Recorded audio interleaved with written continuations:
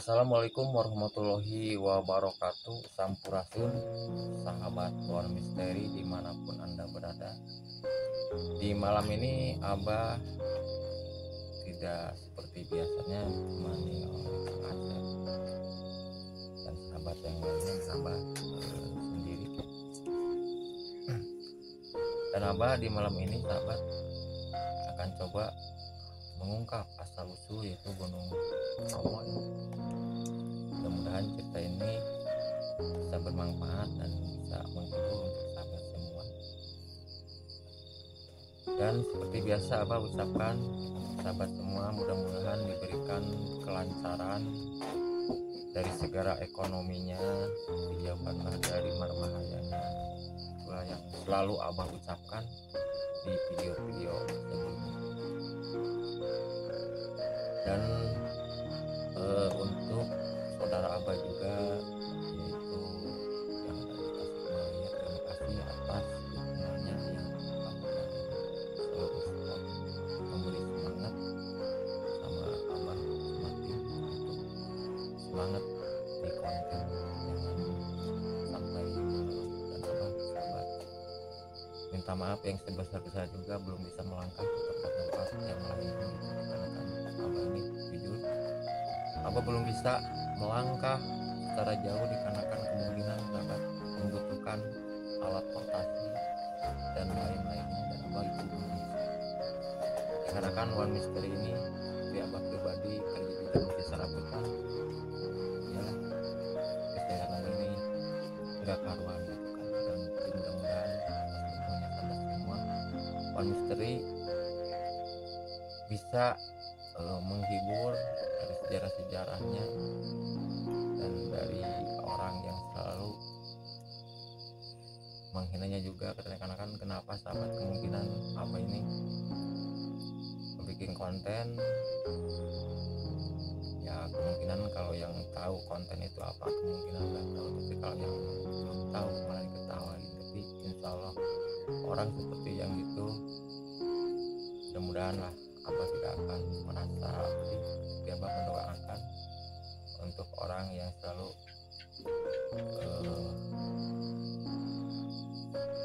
sinis atau ketawain Abah, mudah-mudahan diberikan kerinciannya, dilancarkan segala-galanya. Dan di malam ini sahabat Abah akan coba untuk mengungkap asal usul yaitu Gunung Bromo sahabat. Kita langsung aja ya. Dan sebelumnya Abah jangan lupa like, subscribe, dan komen. Mudah-mudahan channel Abah bisa berjalan terus dan Abahnya juga diberikan kesehatan. Dan insya Allah untuk langkah kedepannya mudah-mudahan ada rezeki dari Allah. Abah akan coba untuk melangkah ke daerah-daerah yang belum Abah didatangi dan Abah belum tahu. Dan di malam ini Abah akan coba bercerita atau mengungkap asal usul Gunung Bromo sahabat. Mudah-mudahan cerita ini bisa bermanfaat. Kita langsung aja sahabat ya.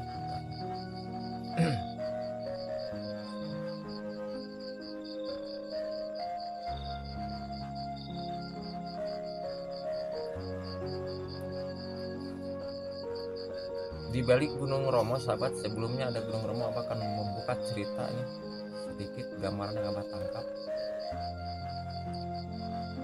Di dalam cerita yang Abah tangkap ini ada kerajaan, bisa disebutkan di atas angin ya, kerajaan kemungkinan di zaman-zaman dahulu. Ini bukan tahun lagi sahabat, ini kemungkinan di abad ya. Cuman energi abadnya nih Abah ini tidak mengasih, atau yang penting ini di abad iyalah kemungkinan di zaman dahulu ya.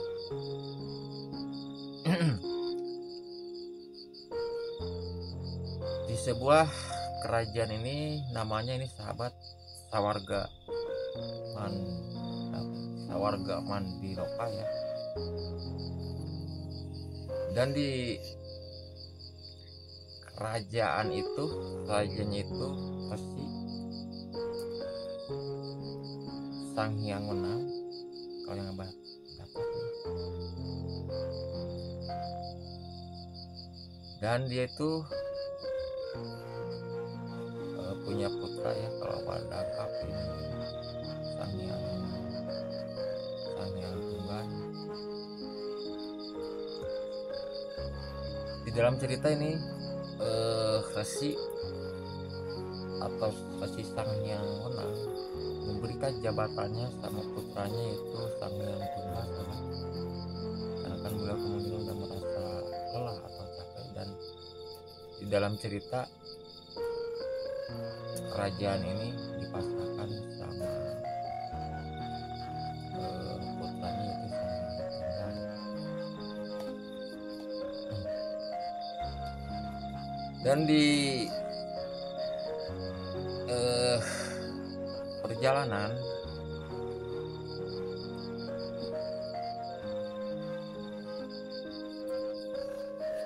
setelah dipasrahkan kerajaan ini sama Sang Hyang Tunggal, kita ambil singkatnya aja sahabat ya, karena kan kalau kepanjangan durasinya takut tidak cukup gitu. Dia itu memiliki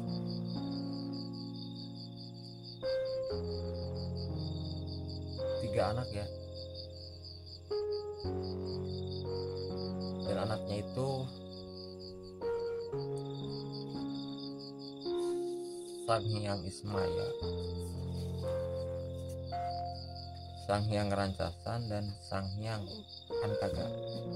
Dan ini ya, satu lagi ini entah ini kemungkinan anak kukut atau anak dari saudara ya, ada nama ini Batara Guru ya, kalau Batak. Di singkatnya cerita sahabat, di keturunan itu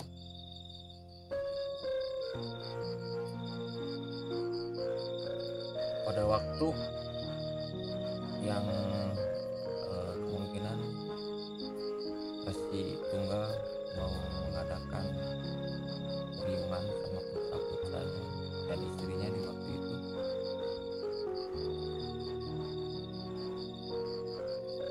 Sang Hyang Tunggal itu memanggil yaitu putranya Sang Hyang Ismaya, Sang Hyang Rancasan, dan Sang Hyang Antaga. Dan di dalam ceritanya itu sahabat, Sang Hyang Tunggal itu memberikan tahta kerajaan sama anaknya yang bernama Sang Hyang Ismaya.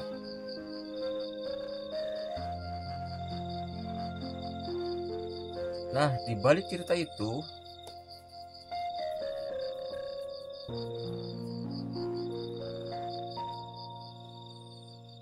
Sang Hyang Rancasan sebetulnya yang mau menjadi raja yang disebutkan di kerajaan ini, yaitu Rancasan ya, Sang Hyang Rancasan. Cuman orang tua kemungkinan menunjuk kepada Sang Hyang Ismaya. Di dalam cerita sahabat,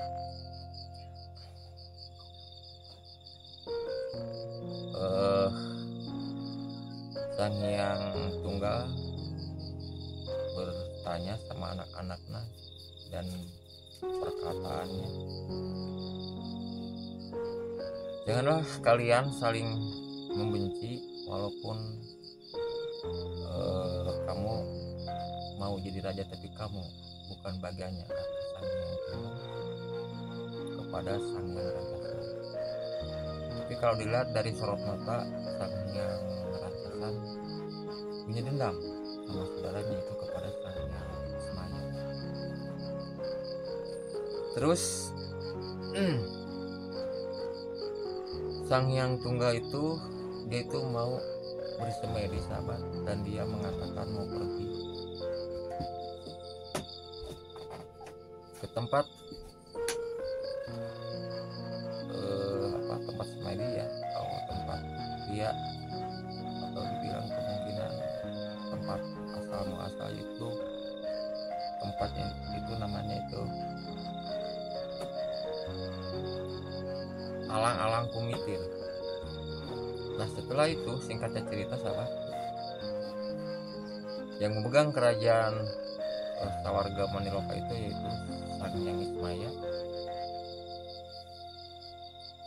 dan yang satu lagi saudaranya itu lari turun dari kerajaan itu dan mengatakan sama saudaranya, janganlah kamu senang, janganlah kamu merasa menjadi raja, tunggu,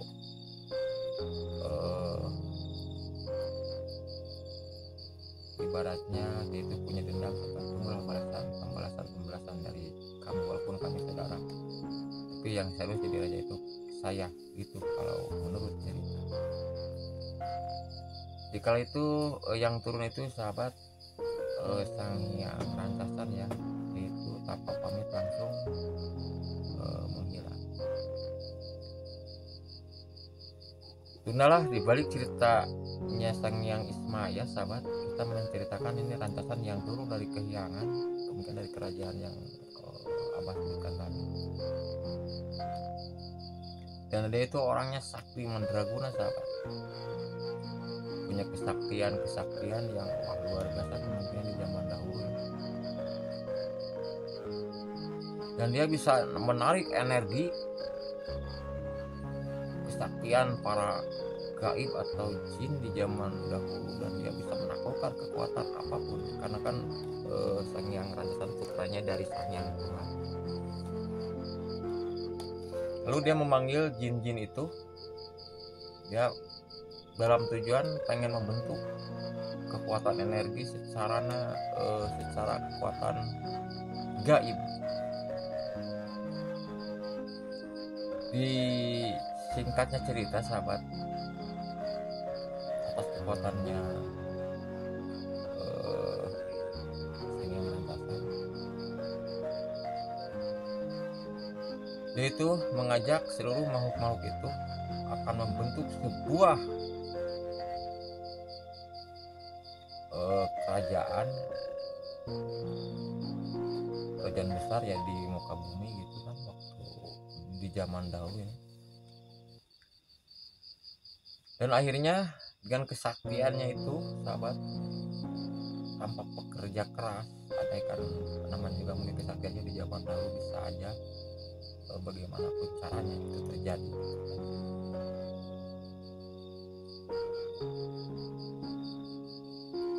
Dia membentuk sebuah kerajaan, yaitu bisa disebutkan kerajaan itu namanya itu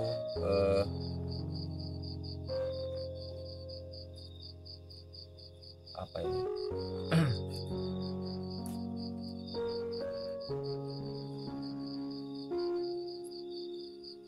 Kerajaan, cuman pendek perkataannya cepat, kerajaan Merapi. Kenapa bisa disebutkan kerajaan Merapi sahabat? Dikarenakan tujuan raja ini ya, Sang Hyang Rantasan ini, dia yang jadi pemimpin di kerajaan itu, dan tujuannya ingin menjatuhkan semua kerajaan-kerajaan kemungkinan ya, karena kan dia turun, dialah yang pertama menjelajah, yaitu kerajaan yang besar. Kalau di legenda kemungkinan ini ya cuman ada legenda, cuman kalau dibilang zaman ke zaman sahabat, kerajaan ini kalau sekarang tidak ada wujudnya dan tidak ada tempat seperti kerajaan-kerajaan lain. Dikarenakan kenapa sahabat? Dikarenakan Rantasan, Sang Hyang Rantasan itu memiliki kekuatan energi gaib yang besar, dan itu tujuannya itu jelek, dan dia bisa memasuki dan mengambil dan membangkitkan orang-orang yang meninggal. Dan dia punya kerajaan namanya itu kerajaan Gangga Merapi. Gangga itu berarti dalam kesaktian yang luar biasa. Disingkatnya cerita sahabat, Rantasan itu merajalela, mengasut kepada orang-orang ya, ibaratnya kalau tidak mau diajak tujuannya jelek, dibunuhnya. Dan akhirnya orang-orang di zaman dahulu ini kemungkinan takut dan akhirnya mengikuti sang yang rancasan. Nah, kita balik lagi sahabat nih ke perjalanannya Sang Hyang Ismaya. Mereka tinggal berdua antara Sang Hyang Ismaya sama Sang Hyang. Di kala itu sahabat, dua bersaudara ini kebingungan dikarenakan kakaknya juga pergi begitu saja dan sifatnya itu terlalu egois. Dan akhirnya Sang Hyang Ismaya pengen tahu kemana dan mau apa tujuan Sang Hyang Rancasan, dan beliau menitipkan kerajaannya sama adiknya itu ke Sang Hyang Antaga, dan dia turun ke alam dunia kemungkinannya di zaman dahulu. Lalu Sang Hyang Ismaya itu dikarenakan dia juga orang sakti, kesaktiannya luar biasa, dan akhirnya dia menemukan perjalanan yaitu Sang Hyang Rancasan. Dikarenakan waktu itu sahabat, tidak perjalanannya banyak orang yang jahat, banyak ibaratnya jegal menjegal di kala itu. Dan dia melihat saudaranya ini memberi saran, janganlah perilakumu kayak begitu. Kalau emang sampean mau jadi raja di Sawarga, silakan, kami tidak akan ibaratnya walaupun ini keputusan Romo atau ya Bapak, tidak apa-apa, akan saya pasrahkan sama kamu. Tapi Sang Hyang Rancasan sahabat tidak menerima dengan kata-kata dari saudaranya ini, dan dia kata begini, boleh saya menjabat kerajaan di Sawarga asalkan kita walaupun saudara pengen membuktikan siapa yang lebih hebat, siapa yang lebih jago waktu itu sahabat. Nah di situ jadilah pertempuran atau ya pertempuran dua saudara itu sahabat, antara Sang Hyang Ismaya dan Sang Hyang Rancasan.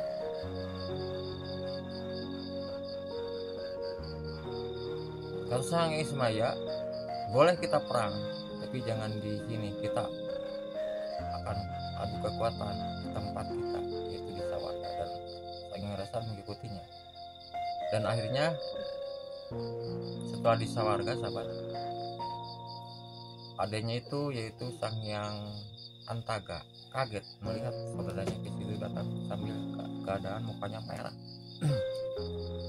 Dan Sang Hyang Ismaya memberitahu sama saudaranya itu yaitu, saya mau bertarung sama saudara kita, dikarenakan mau menjabat jadi kerajaan itu pengen punya siapa yang lebih hebat, gitu bilang Sang Ismaya sama Antaga. Dan Antaga merasa kaget dan dia diam, tidak menyaut bercerita, cuma mengangguk. Dalam cerita sahabat,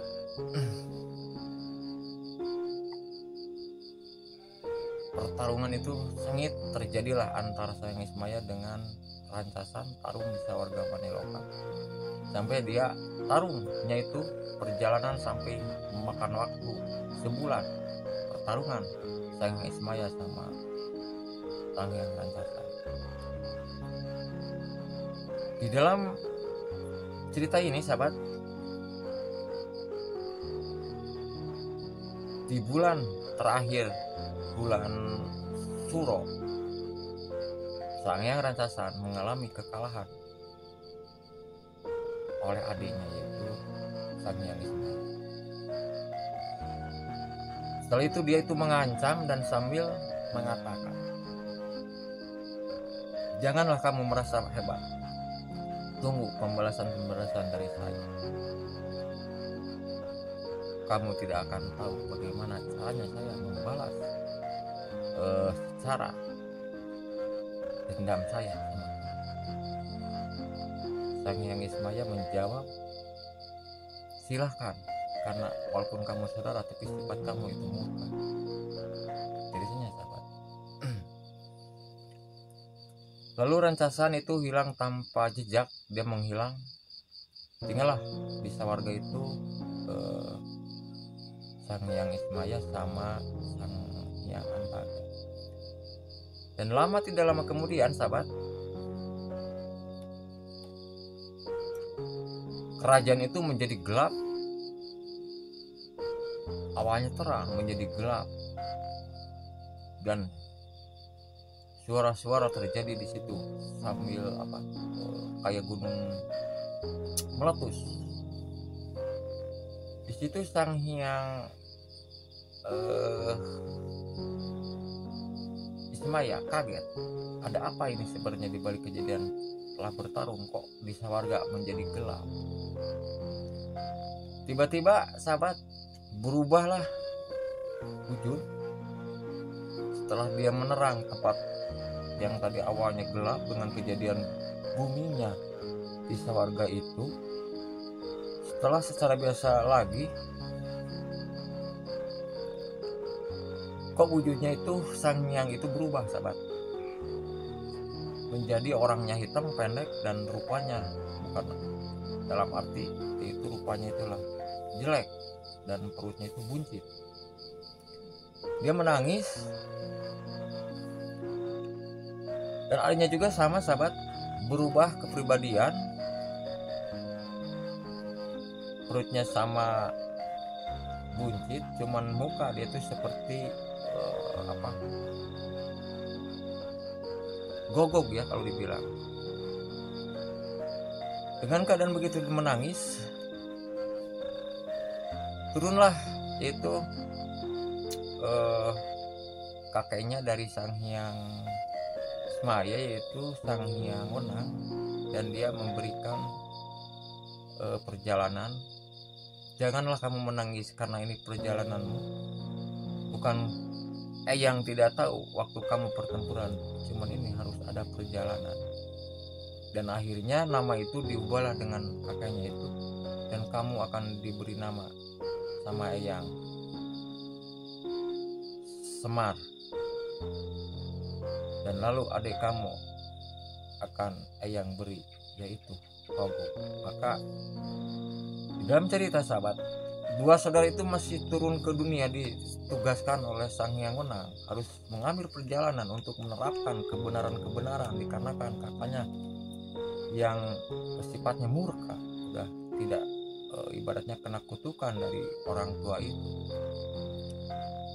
Dan akhirnya adanya juga ini sahabat salah lari dikarenakan orangnya terjebak dalam kemungkinan banyak perjalanan di dunia, dan dia itu larinya menganut mencari kerajaan, dan dia itu menemukan raja yang sikapnya juga murka, dan dialah sebagai pengabdinya di situ. Dan Semar yang awal namanya itu Sang Hyang Ismaya sahabat, dia berubah menjadi jelek, tidak pakai baju, badannya hitam. Dia menelusuri jalan turun ke dunia dengan keadaan harus bagaimana, dan dia sebelum turun dikasih kekuatan energi yaitu sebuah tas kantong kecil, dan dia disorennya, janganlah kantong ini kamu sia-siakan, gunakan kantong ini sebaik-baiknya dikarenakan satu wadah perjalananmu, kata kakeknya Semar.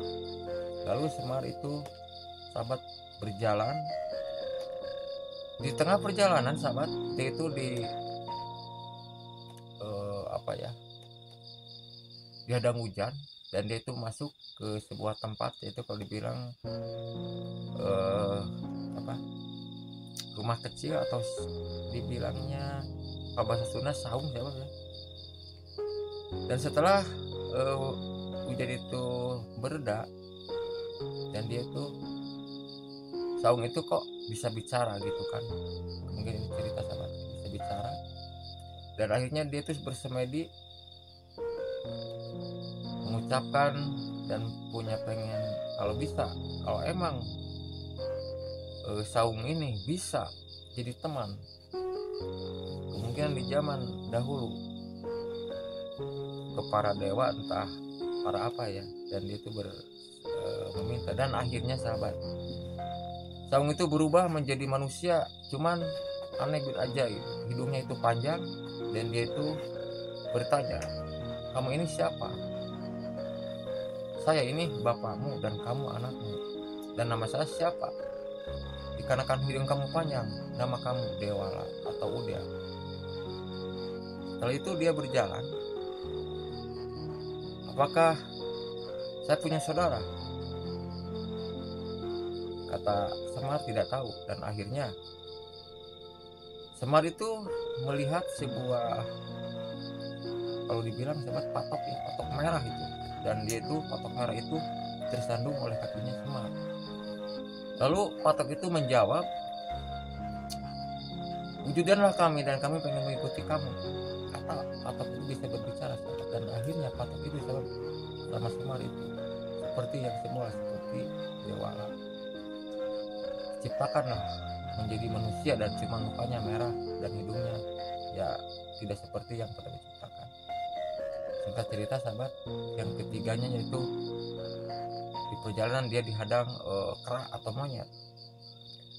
Dan di sebelah samping sahabat melihat sebuah bambu kecil-kecil, dan dia menjawab, gunakanlah kami sebaik-baiknya untuk ibaratnya biar kera itu menjauh dari kamu.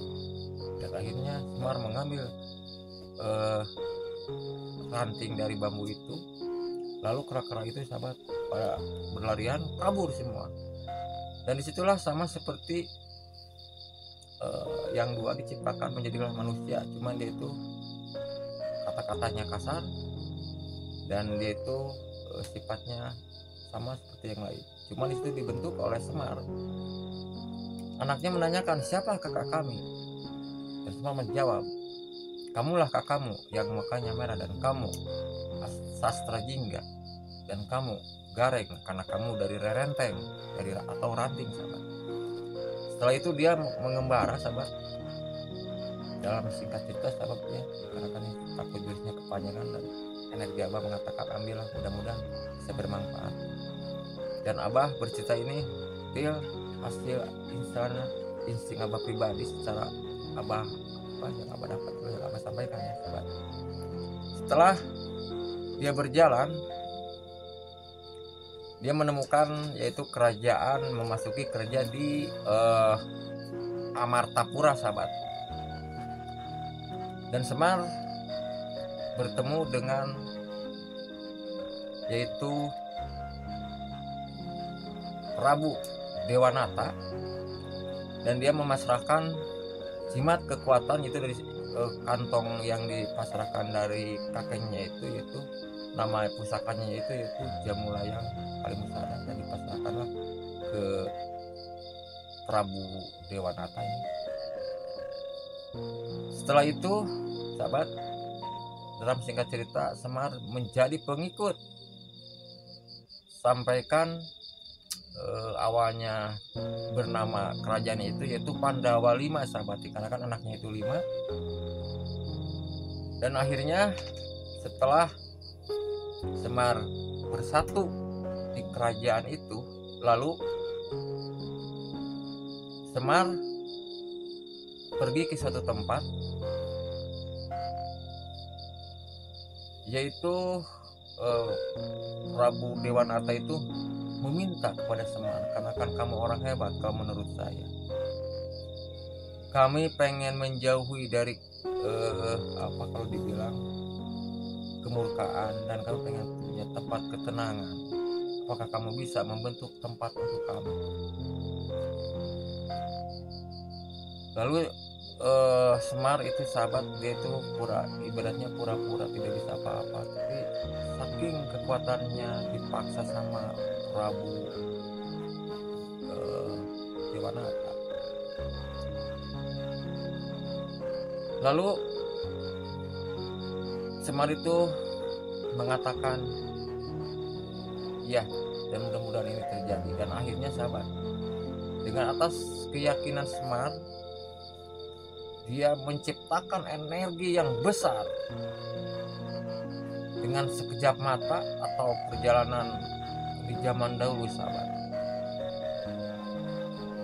Tiba-tiba ada sebuah tempat di situ untuk tempatnya Prabu Dewanata ya. Lalu tempat itu disinggahi oleh yaitu Prabu Dewanata. Setelah terbentuk sahabat ciptaan Semar, Prabu Dewanata itu merasa kaget, dan ternyata walaupun wajahnya hitam, dia itu punya kesaktian. Dan Semar bertanya sama Prabu Dewanata, ini untuk apa sahabat menciptakan sebuah tempat persinggahan? Prabu Dewanata mengatakan, kamu pengen menjauh dan kamu pengen tenang, cuman sebelum saya pergi dari tempat ini, saya akan memberikan tempat atau jabatan sama anak. Dan singkatnya cerita sahabat, anaknya yang 5 tadi itu dipanggil oleh Prabu Dewanata. Yang pertama anaknya itu yang besar sahabat, namanya itu Prabu Yudhistira, dan dialah yang menjabat kerajaan dari ayahnya itu, yaitu nama kerajaan sahabat bisa disebutkan Hastinapura di dalam cerita ini. Lalu Yudhistira menerima atas tugas dari ayahnya itu, dan janganlah kamu menjadi raja yang baik, kata Prabu Dewanata. Dikarenakan tempat ini sebetulnya udah mutlak milik kita, cuman dari saudara kita yaitu Prabu Dastarata tetap menginginkan, dan Romo tidak akan mengikuti, dan Romo pengen hidup menyendiri, bisa disebutkan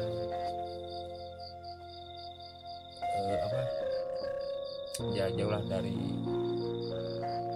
keramaian. Disingkatnya cerita sahabat, Semar yaitu yang tadi abah ceritakan dari Sang Hyang Ismaya, dan dia mengikuti yaitu ke Pandawa 5 ya, dikarenakan anaknya itu 5. Dan pusaka Jambalayang itu dari Prabu Dewanata dipasrahkanlah sama anaknya, dan akhirnya Prabu Dewanata pergi, dan dia itu bertetap di sebuah tempat atau padepokan. Singkat cerita sahabat, dari Prabu Dastarata itu adanya Prabu Dewanata. Anak-anaknya itu kalau dibilang sama Prabu Dewanata itu ya bisa disebutkan lah tua gitu kan, tapi dia pengen menyingkirkan dikarenakan pengen menguasai negara Hastina sahabat. Singkat cerita sahabat,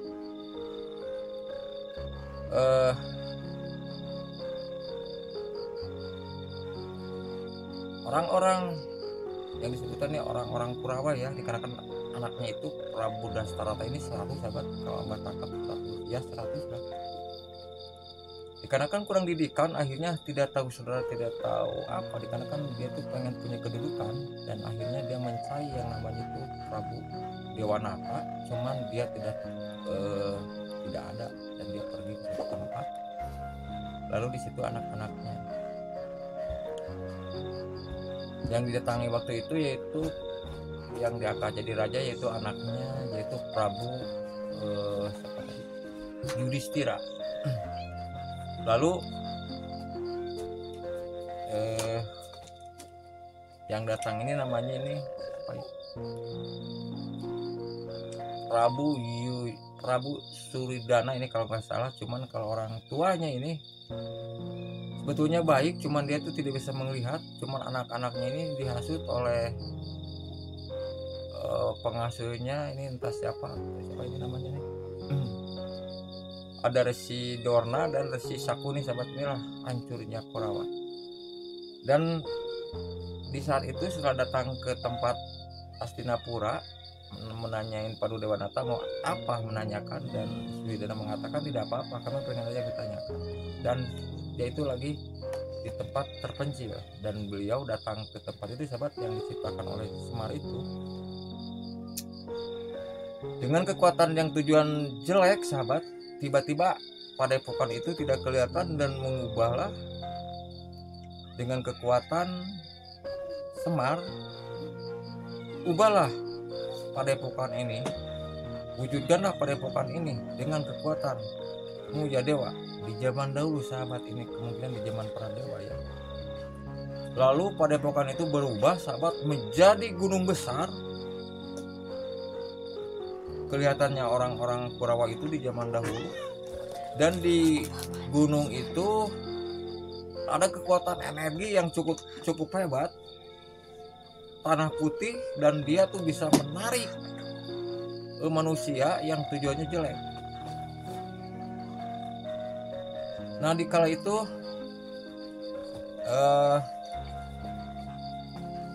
orang-orang Kurawa itu merasa emang dikatakan akhirnya Yudhistira itu menipu dan tidak ada padepokan di situ, adanya gunung besar katanya. Dan Yudhistira mengatakan emang tidak, kami cuman di sini ada padepokan, tapi tidak tahu kalau emang ini kejadiannya begini. Dan akhirnya, sahabat, antara Kurawa dan Pandawa menimbulkanlah kericuhan, dan akhirnya dengan kekuatan ya sebut ya Semar atau Sang Hyang Ismaya, sahabat, padepokan itu berubah menjadi gunung, yang gunung besar lah kemungkinan di zaman dahulu. Dan akhirnya Prabu Dewanata itu belum bisa melihat kejadian seperti itu. Kalau perasaannya dia itu masih padepokan. Lalu Prabu Dewanata itu bertanya, kenapa orang itu tidak melihat kami, Bapak Semar? Lalu Semar mengatakan, tidak, Pangeran, dikarenakan saya diciptakan ini, dan lihatlah secara benarnya. Dan lalu mukanya Prabu Dewanata itu dihusap dan kelihatannya jadi gunung besar, sahabat.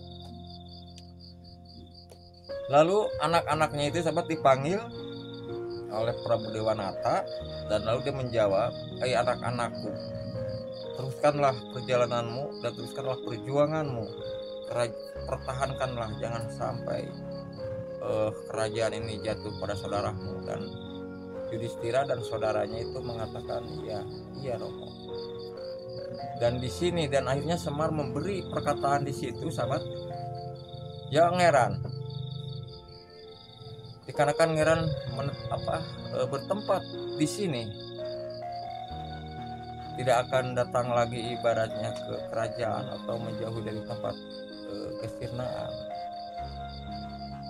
Kami akan memberikan nama tempat ini apa, Bapak Semar, menurut pengalaman Abah. Dan lalu Semar mengatakan, dikarenakan perjalananmu orang tua yang punya kebaikan di depan anak-anaknya, sahabat. Lalu Semar mengatakan, kunamakan padepokan ini, dan sekarang mewujudkan gunung besar, bisa disebutkan ini Padepokan Romo atau Gunung Bromo, dikarenakan Ngeran bersinggah di sini. Dan jangan takut, kekuatan energi di tempat ini ada energi tempat, walaupun ibaratnya pasir, tapi itu bisa mengambil kekuatan. Kalau orang-orang yang jahat akan tertarik dengan kekuatan gaib. Dan di situ, sahabat, akhirnya Padepokan tidak berubah lagi dan kelihatannya gunung besar, yaitu sampai sekarang bisa disebutkan Gunung Romo ya. Dan saudaranya itu ya singkat cerita sahabat nih, karena kan durasinya panjang dan kakaknya Sayang Isma yaitu Sayang Rancasan dan dia mendirikan yaitu kerajaan yang pertama itu tidak kelihatan, kerajaan Gangga Merapi, dan tersirat kemungkinan sekarang sahabat yaitu Gunung Merapi, dikarenakan dia punya kedendam yang buruk, kekuatan energi yang besar, pengen menghancurkan ibaratnya dari keluarga Pandawa, dan dia itu mengejarnya orang-orang yang tujuan jahat, dialah yang selalu mengikuti.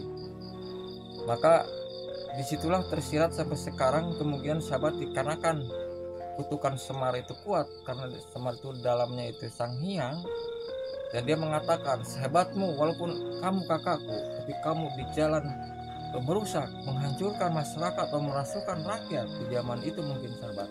Lalu Semar mengatakan, tempatmu, kerajaanmu akan menjadi gunung yang menjadi murka dan menjadi api yang panas. Dan akhirnya sahabat, Padepokan itu berubah menjadi gunung besar dan menjadi gunung kawah yang hebat di zaman cerita. Kemungkinan Abah ini mengambil singkat cerita aja sahabat ya, dikarenakan Abah juga 100% mengatakan ya tidak cuma ini bercerita, mudah-mudahan ada hikmah dan perjalanan. Dan lalu Sang Hyang Ismaya itu berubah menjadi nama Semar Badranaya, dan dia itu memiliki 3 anak ya, yang diceritakan tadi sahabat. Kalau Sang Hyang Ismaya, Sang Hyang Rancasan, dia itu tetap walaupun dia itu udah tempat kerajaannya disihir oleh kekuatan Semar sampai menjadi gunung panas, tidak bisa masuk lagi ke situ, dan dia tetap perjalanannya murka sampai perjalanan sekarang sahabat. Maka setelah itu sahabat, kita ambil singkatnya aja, setelah di dalam cerita di abad berapa ini, entah di abad 8 entah berapa nih, di abad bukan abad ini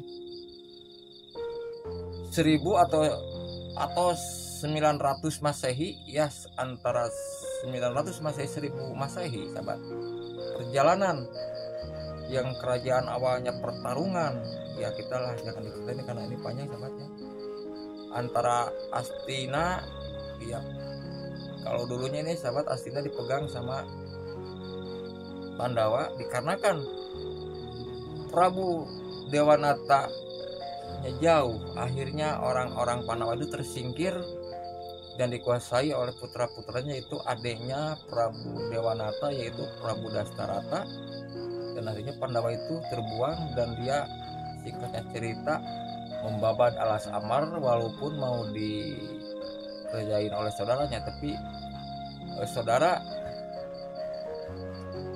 siapa ini Yudhistira itu punya adik yaitu Bima sahabat, dialah yang mengamuk membabit buta, yaitu membuat alas Amar, mau tempat negara yaitu Amarta, walaupun tujuannya mau dijerumuskan, tapi akhirnya terwujud juga, dan Amarta pindah bukan dari Astina, dan dia membentuk negara hasil kerja keras, dan di belakangnya itulah seorang Sang Hyang yaitu Semar, walaupun orangnya jelek, bahkan dia itu anak Sang Hyang.